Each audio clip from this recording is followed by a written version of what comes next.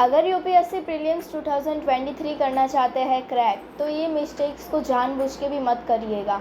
इस वीडियो में हम देखने वाले हैं top 5 mistakes which you do not have to do in prelims. So let's start the video. Hello everyone, I am Vaishnavi and you are watching UPSC with Vaishnavi. अगर आपने अभी तक हमारे चैनल को सब्सक्राइब नहीं किया तो सबसे पहले सब्सक्राइब कीजिए, बिकॉज आगे ऐसे कई सारे हेल्पफुल कंटेंट आने वाले हैं आपके लिए, जो कि आपको यूपीएससी प्रिपरेशन में कहीं ना कहीं मदद तो ज़रूर ही करेगी। हमारे चैनल पे ऐसे कई ऐसे वीडियोस अवेलेबल है जो कि यूपीएससी रिलेटेड ही है, या फिर ऐसे कॉम्प्लिकेटेड टॉपिक्स जो आपको समझ में नहीं आया है वो भी इस चैनल पे अवेलेबल है। तो आप हमारे चैनल पे विज़िट करके वहाँ से देख सकते हैं। हमारे चैनल पे टॉप 5 क्वालिटीज़ के वीडियोस भी अवेलेबल है, जिसमें हमने बताया है कि एक आईएएस ऑफिसर बनने के लिए या फिर एक सिविल सर्वेंट बनने के लिए आपको कौन सी 5 क्वालिटीज़ चाहिए। अगर आपने अभी तक वो वीडियो नहीं वॉच किया है तो लिंक इज़ इन डिस्क्रिप्शन, आप वहाँ से जाकर देख सकते हैं। तो बढ़ते हैं इस वीडियो के आगे कि there are several common mistakes that aspirants make in the UPSC prelims exam which can lead to failure. UPSC prelims में ना अनजाने में ही जो एस्पिरेंट्स होते हैं प्रीलिम्स के टाइम पे बहुत सारी ऐसे मिस्टेक्स कर देते हैं जिसका रिज़ल्ट जो है फेलियर आता है। तो अभी देखते हैं मिस्टेक नंबर 1 क्या है। मिस्टेक नंबर 1 है कि पुअर टाइम मैनेजमेंट। आपको सही तरीके से टाइम मैनेजमेंट करना नहीं आता है। तो टाइम मैनेजमेंट जो है सबसे पहले आपको सीखना होगा कि किस तरीके से अपने पूरे होल डे को, एंटायर डे को किस तरीके से डिवाइड करें। हर एक चीज़ के लिए आपको टाइम की वैल्यू करनी ही पड़ेगी इस प्रिपरेशन के दौरान। Aspirants often spend too much time on difficult questions and and up living easier questions unanswered.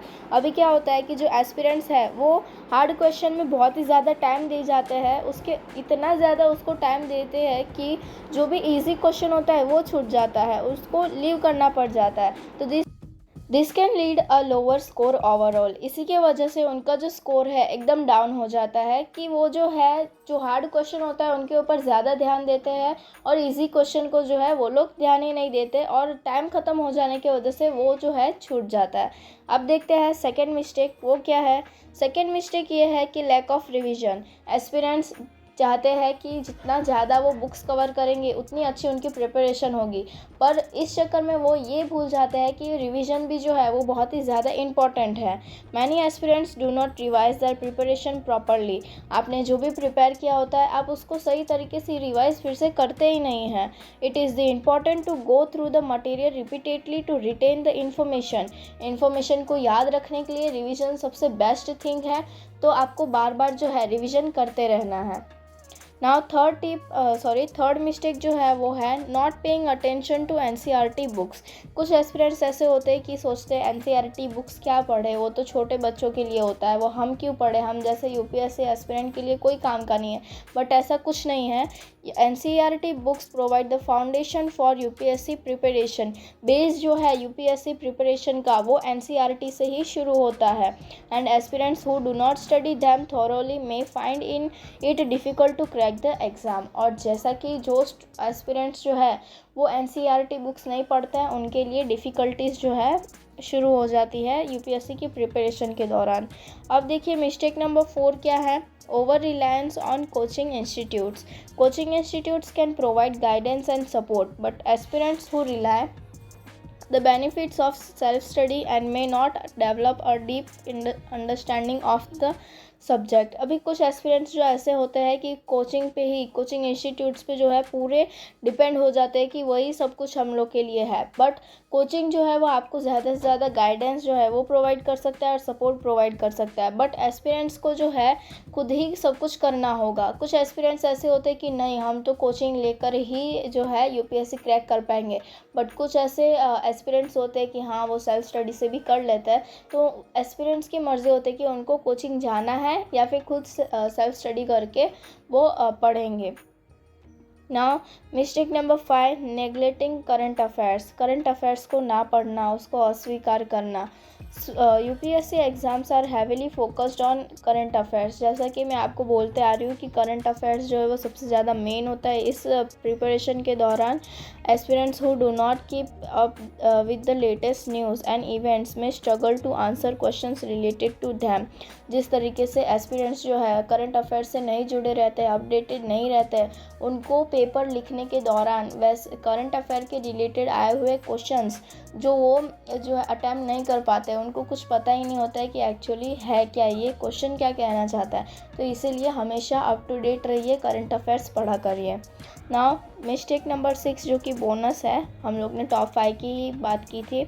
अभी इसके अंदर क्या है, लैक ऑफ प्रैक्टिस। आप प्रैक्टिस कीजिए। Aspirants who do not practice mock test और प्रीवियस ईयर क्वेश्चन पेपर्स में not be fully prepared for the exam format and difficulty level.